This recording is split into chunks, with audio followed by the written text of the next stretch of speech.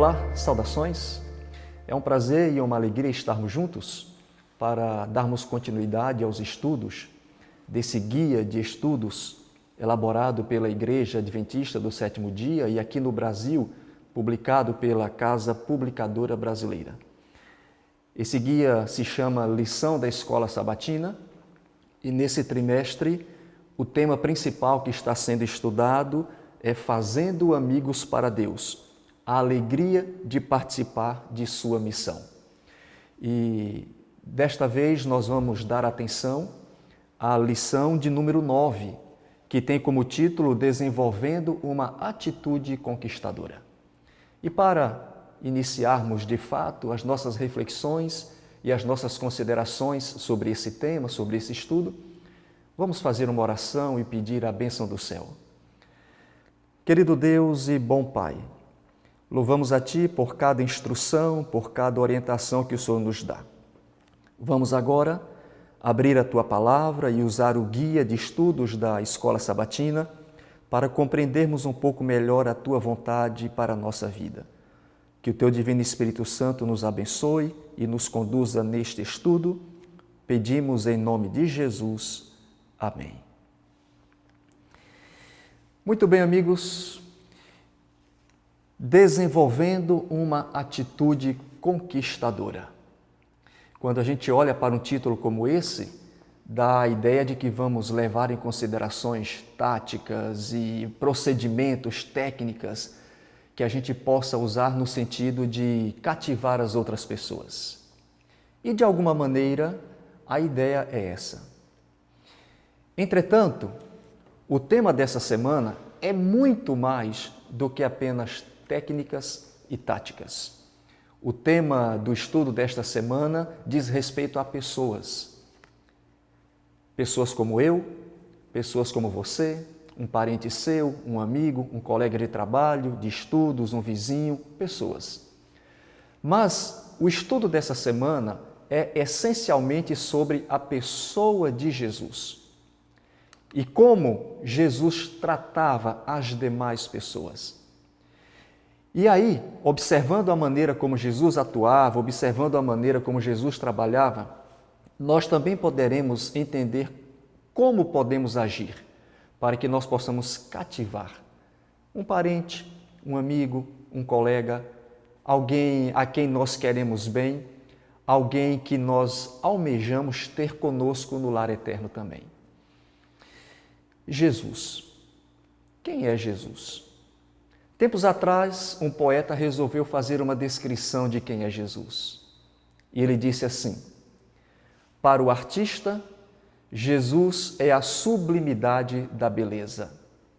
Para o arquiteto, Jesus é a pedra fundamental. Para o astrônomo, ele é a brilhante estrela da manhã. Para o padeiro, Jesus é o pão da vida. Para o biólogo, Jesus é a origem da vida.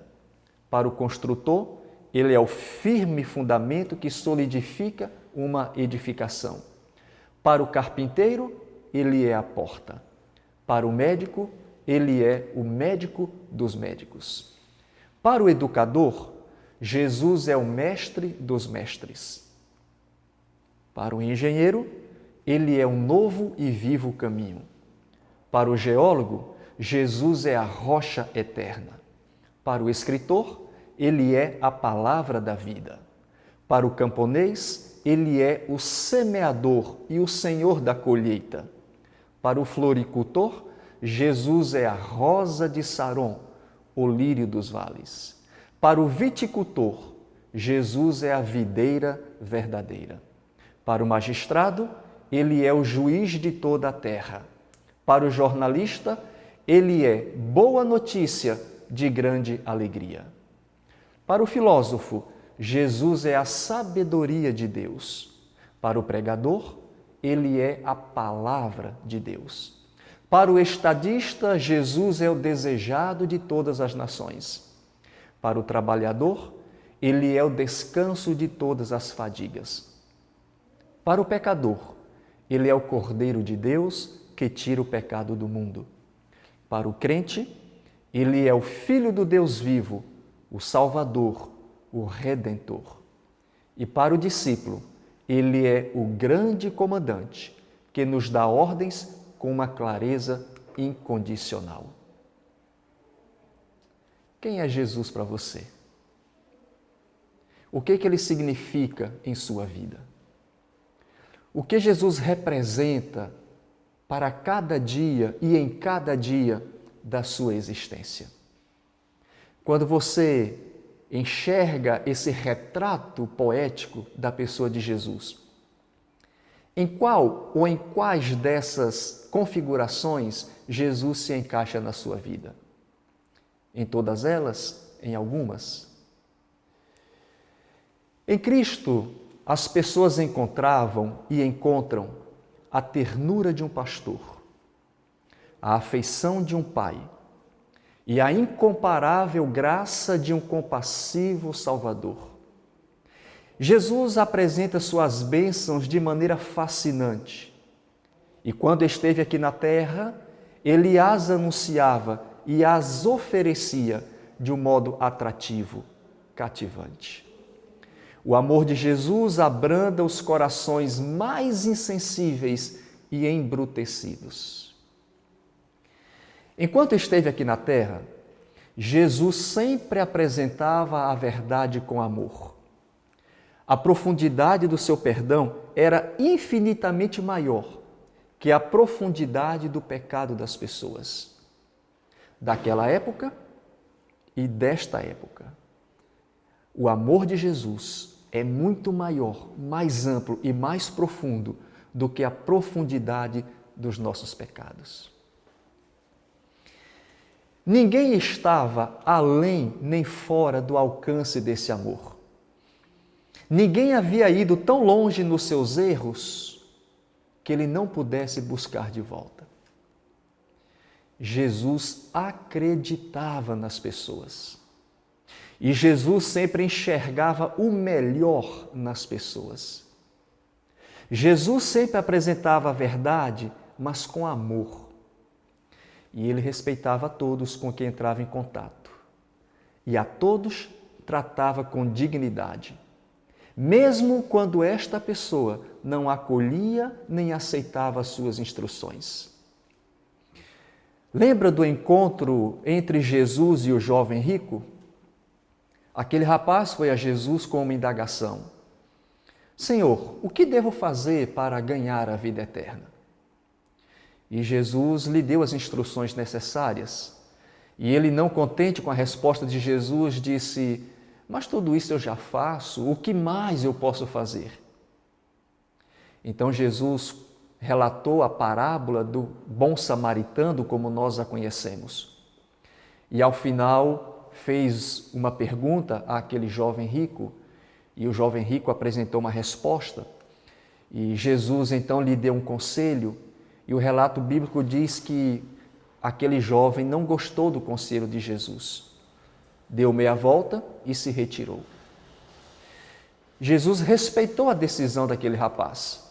Foi uma decisão pela morte, foi uma decisão pela perdição, foi um abandono da vida eterna. Mas foi isso que ele escolheu. E Jesus respeitou a sua escolha e o tratou com dignidade diante dessa escolha, embora soubesse que essa não seria a melhor opção para aquele rapaz. Era assim que Jesus tratava as pessoas. A todos tratava com respeito, dignidade. Jesus agia com a intenção de aceitar e afirmar as pessoas. É claro que o seu desejo era que todos acolhessem e aceitassem aquilo que ele estava ensinando e orientando. Afinal, ele era e é o Salvador do mundo. Mas nem todos aceitaram essa salvação. Entretanto, Jesus acolhia e aceitava qualquer pessoa que lutava contra o pecado, que estivesse atormentado pelo sentimento da culpa, que se sentisse condenado por seus erros. A todos esses, Jesus recebia com prazer e simpatia. Jesus via em cada ser humano alguém criado à imagem de Deus.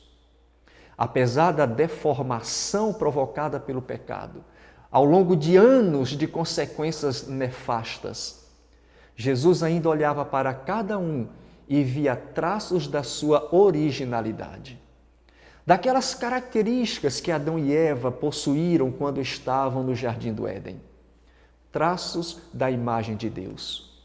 De alguma maneira, Jesus via a si mesmo no outro. E Jesus amava o pecador.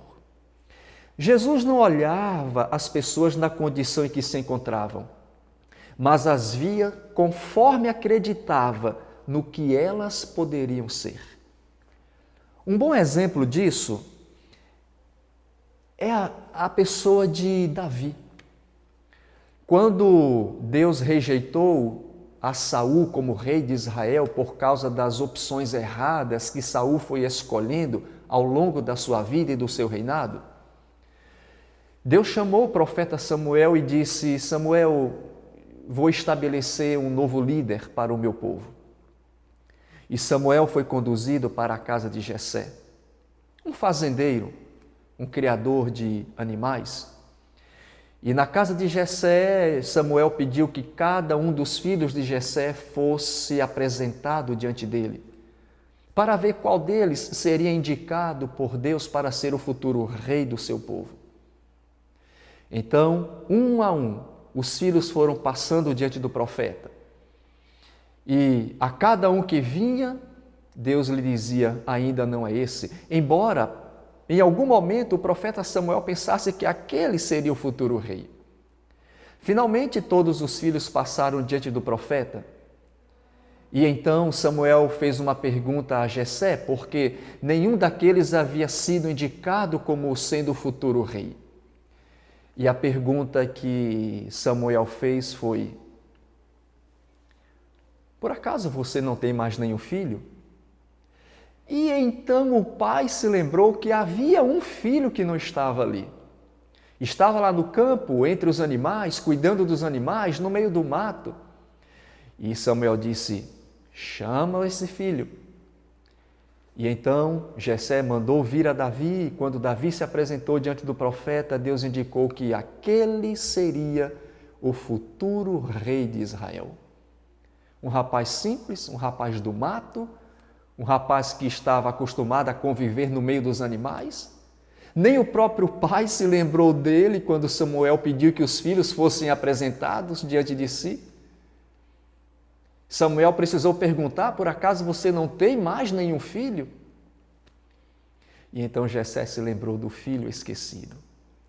Enquanto todos olhavam para Davi e viam apenas um rapaz do mato, Deus olhava para Davi e via o futuro rei de Israel. É assim que Jesus faz comigo e com você. Foi assim que Jesus fez quando esteve aqui na terra. Jesus não olhava para as pessoas na condição em que se encontravam apenas, mas as via conforme acreditava no que elas poderiam se tornar. As atitudes de Jesus para com as pessoas era cativadora, cativante e conquistadora. Como sermos iguais a Jesus nesse aspecto? Como sermos como Jesus no trato com as demais pessoas? Principalmente se temos o desejo de que elas conheçam o amor de Deus como nós o conhecemos e de que elas vivam uma experiência relacional com Deus como nós já temos vivido. E de que elas experimentem também a esperança do céu e da vida eterna como nós já temos esperado. Como sermos iguais a Jesus nesse aspecto? Bem, essa é a ideia proposta para o estudo desta semana. E há um verso introdutório que eu gostaria de ler com você para a temática dessa semana. Como eu disse, a temática dessa semana trata de técnicas que nós podemos usar para cativar as pessoas. Mas a temática dessa semana é muito mais do que falar de técnicas. É falar de pessoas. E principalmente de como Jesus tratava as pessoas. E de como nós podemos, semelhantes a Jesus, tratarmos as pessoas também. Se você tem uma Bíblia por perto, primeira epístola de Pedro, capítulo de número 3, versos 15 e 16. A gente lê assim: Antes, santificai a Cristo como Senhor em vosso coração. Bem-aventurados sois, se fizeres isso. Esteja sempre preparado para responder a todo aquele que vos pedir razão da esperança que há em vós. Mas faça isso com mansidão e respeito. Talvez em alguma tradução, não sei se é essa que você tem em sua mão, o final da leitura que eu fiz tenha a palavra temor. Mas o sentido dessa expressão é o de respeito. Então, essa declaração registrada pelo apóstolo Pedro, aqui na leitura que nós fizemos, ela diz que nós somos convidados e convocados para estarmos prontos para apresentar a razão de nossa esperança sempre que isso for necessário, mas fazermos isso com mansidão e respeito. É interessante que quem está falando de mansidão e respeito seja Pedro. Mas Pedro tem toda a autoridade para fazer isso. Sabem por quê? Porque ele mesmo experimentou em sua vida esse trato que Jesus lhe deu. Mansidão, paciência, bondade e respeito. O próprio Pedro experimentou em sua vida a cativante e conquistadora ternura de Jesus. Vamos lembrar rapidamente quem foi Pedro. Pedro foi um dos discípulos de Jesus. Ele era pescador e foi convidado por Jesus para fazer parte do seu grupo. Você pode ler isso no Evangelho de Mateus, capítulo 4, a partir do verso 18. Sobre Pedro, Ellen White, no livro Desejado de Todas as Nações, na página 226, diz assim: Não havia nos apóstolos de nosso Senhor coisa alguma que lhe trouxesse glória, se referindo aos discípulos de Cristo, e Pedro fazia parte desse grupo de apóstolos e discípulos de Cristo. Humanamente olhando, não havia neles nada que lhes fosse atrativo. Mas lembre-se, Jesus olha para as pessoas, não na condição em que elas se encontram, mas naquilo que elas podem se tornar. E foi assim que Jesus olhou para Pedro. Pedro era impetuoso. Nesse mesmo livro, Desejado de Todas as Nações, na página 777, Ellen White diz que Pedro era naturalmente ousado e impulsivo. E a gente tem alguma ideia dessas características de Pedro quando nós olhamos os evangelhos. Por exemplo, em Mateus capítulo 16, a partir do verso 13, Pedro é o primeiro a responder quando Jesus faz uma pergunta aos discípulos. Geralmente acontecia assim: Pedro sempre tomava a iniciativa e normalmente falava antes que qualquer um dos outros discípulos dissesse alguma coisa. Pedro era um conselheiro desastroso, você pode ver isso em Mateus 16, a partir do verso 21. Jesus estava falando de uma experiência que ele passaria, que ele seria perseguido, que ele seria preso, que seria até morto. E Pedro dá um conselho para Jesus, tentando animar a Jesus, e disse assim: isso nunca vai acontecer com você. E Jesus diz: afasta, Satanás. Naquele instante, o impetuoso Pedro se deixou ser um conselheiro usado por Satanás. Pedro era um orgulhoso precipitado. A gente pode ter uma ideia disso em Mateus capítulo 26, a partir do verso 31. E ele era um defensor violento. Ele era um orgulhoso precipitado porque ele acreditava em suas próprias potencialidades. Quando Jesus, na Santa Ceia, falava aos discípulos da traição que ocorreria a partir deles, Pedro se levantou e disse: jamais eu lhe trairei. E horas depois, era exatamente isso que Pedro estava fazendo. E Pedro era um defensor violento. Lembra quando Judas veio com a turba de soldados para prender a Jesus no jardim do Getsêmani? Você pode ler isso em Mateus 26, a partir do verso 47, ou no Evangelho de João 18, a partir do verso 10, Pedro arrancou uma espada e quis matar um dos policiais, ele se desviou e Pedro acabou cortando a orelha desse policial. Jesus curou o policial e deu um conselho a Pedro. Pedro, não é pela espada que o amor conquista. Então, esse era Pedro. E por fim, Pedro era um traidor amedrontado. E você pode ler isso no Evangelho de Mateus, capítulo 26, a partir do verso 69. Enquanto Jesus estava sendo julgado, por 3 vezes, Pedro negou que era um amigo de Jesus, um discípulo de Jesus. E o galo cantou e, naquele instante, Pedro olhou para Jesus e Jesus estava olhando para ele. O que importa aqui não é como Pedro era. O que importa aqui é como Jesus tratou a Pedro. E no livro Desejado de Todas as Nações, na página 681, Ellen White diz que naquele suave semblante de Jesus, mesmo em meio aos sofrimentos, o suave semblante de Jesus provocou em Pedro uma piedade e tristeza. Pedro não viu em Jesus nenhuma irritação, mas um olhar compassivo e cheio de amor. Queridos amigos, estimadas amigas, esse era Jesus. Era assim que Jesus tratava as pessoas. E foi assim que Jesus tratou a Pedro. Por isso, Pedro tem toda a autoridade para nos dar esse conselho que ele escreve aqui na sua epístola.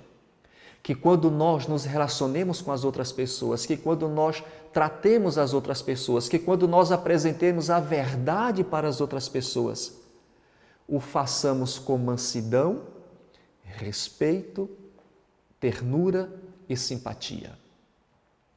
Bem, no guia de estudos, na sequência da semana, nós temos alguns exemplos que o autor usou para nos apresentar o modo como Jesus tratava as pessoas. Aqui na experiência relatada no dia de domingo, ele relata a experiência de Jesus com a mulher samaritana. Está registrado no Evangelho de João, capítulo 4, verso 27 em diante. Talvez você já tenha feito essa leitura, mas se não, você pode fazer essa leitura com calma depois. Jesus está andando por uma terra árida e ele sente sede e ele vai a um poço e quem está lá é uma mulher. E Jesus pede água a ela e ela se espanta. E Jesus lhe diz algumas palavras e ela sente a simpatia de Jesus. E o final da história mostra que aquela mulher foi cativada pela simpatia, pela ternura e pela bondade de Jesus. E mesmo sendo uma samaritana, ela aceitou o amor de um judeu, que era mais do que um judeu. Era Deus se apresentando como Salvador para uma pecadora. O que ela fez de imediato?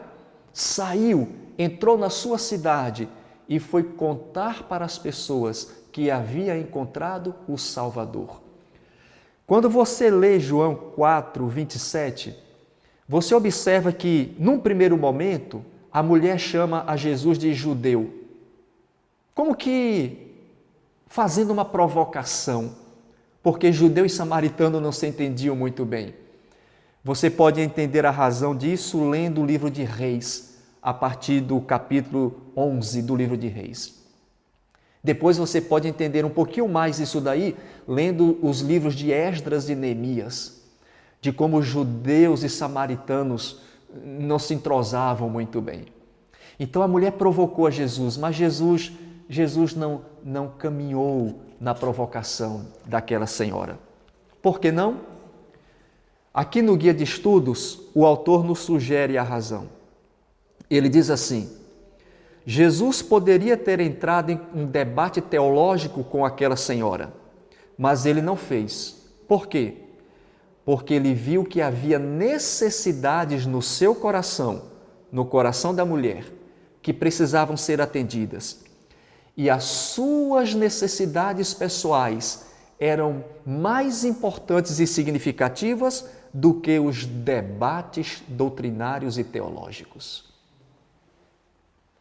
Que grande lição Jesus nos dá quando nós tratamos com pessoas que biblicamente, teologicamente, pensam diferente de como nós pensamos.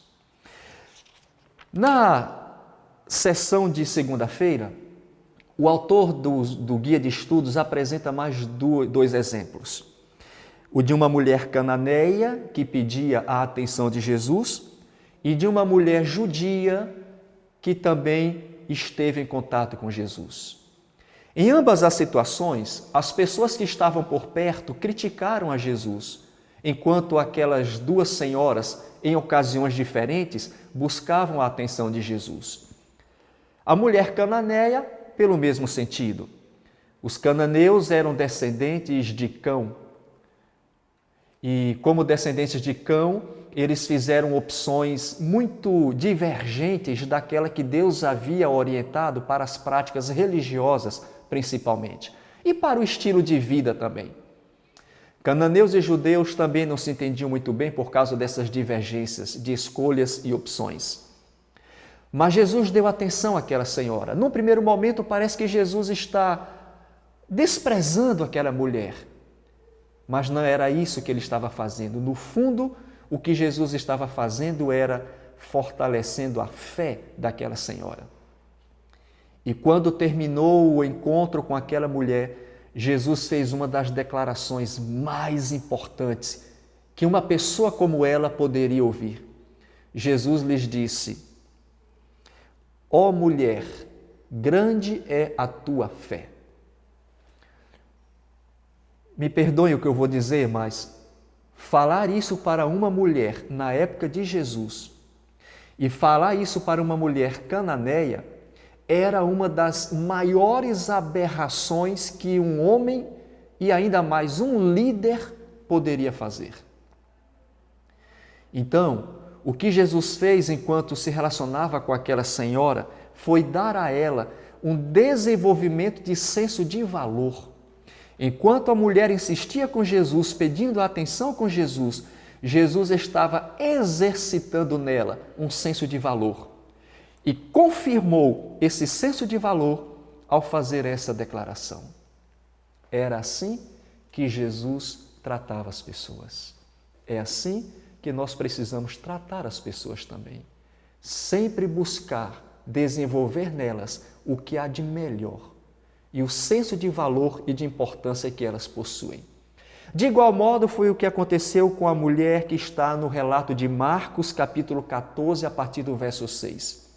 Ali, Jesus está participando de um jantar, de um banquete, e num determinado momento, uma mulher se aproxima de Jesus, abre um frasco cheio de perfume e começa a ungir, a perfumar os pés de Jesus, lavar os pés de Jesus com perfume.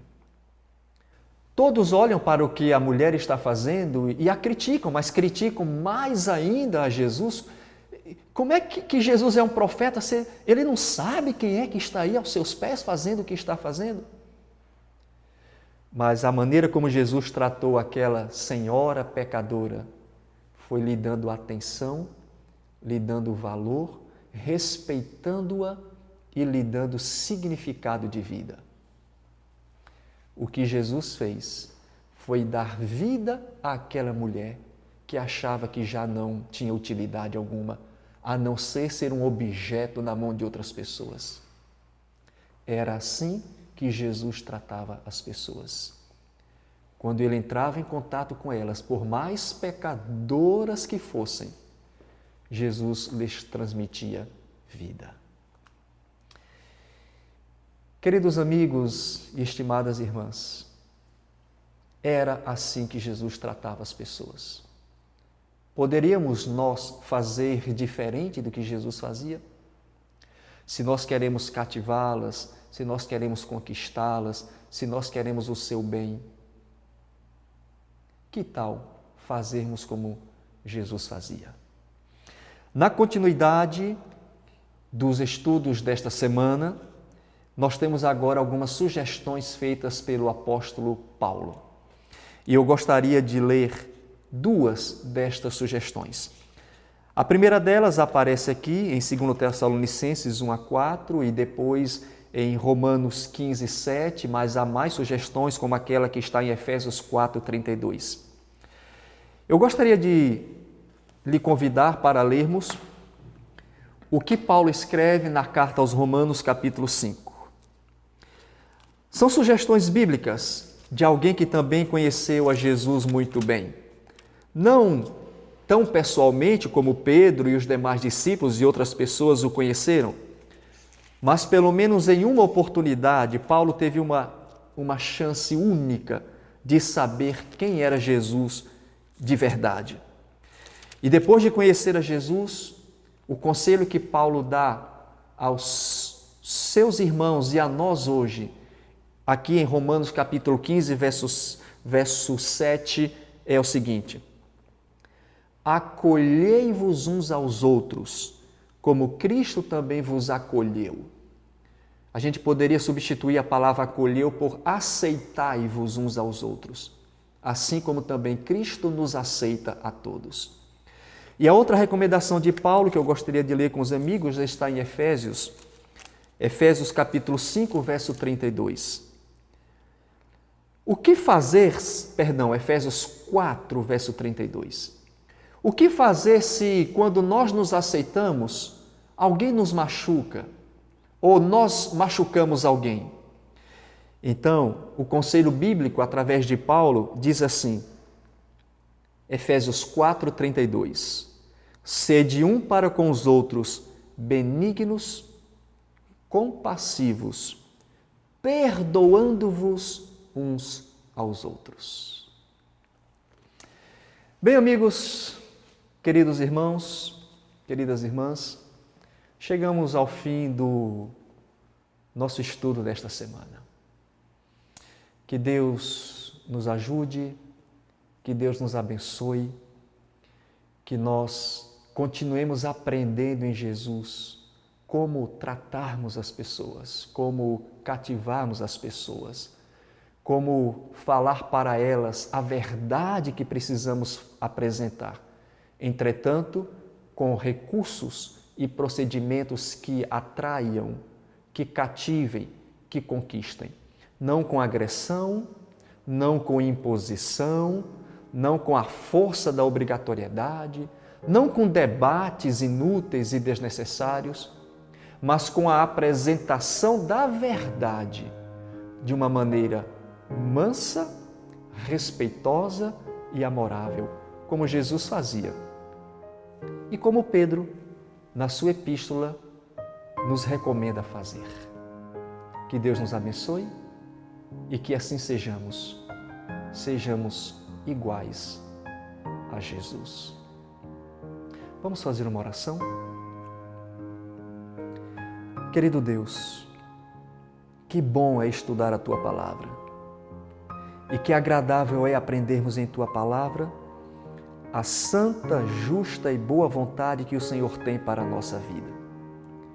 Que nas nossas relações interpessoais, principalmente naquelas em que buscamos apresentar para o nosso próximo o Teu amor, a Tua verdade, a Tua salvação, que nestas relações interpessoais saibamos ser como Jesus era, como Jesus é. Que nós saibamos tratar o nosso semelhante como Jesus tratava.